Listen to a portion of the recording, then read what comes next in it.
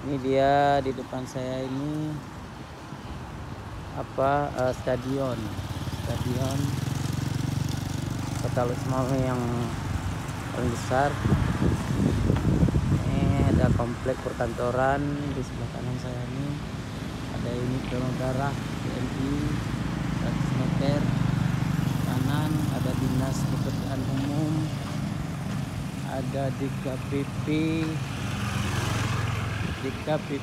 Kota Lusmawe, ada juga Bapeda Kota, ini gedung Bapeda Kota Lusmawe, ada juga dinas pekerjaan umum.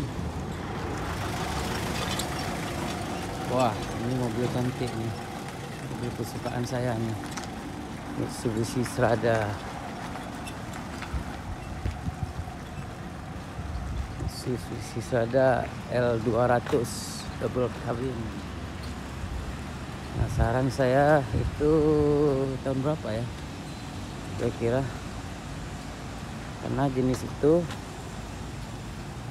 dimulai dari tahun 2002 produksinya sampai 2007 kalau nggak salah saya.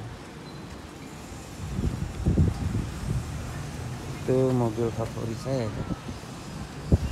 Oke, kita akan jalan lagi untuk pelayanan rentamobilaceh.com.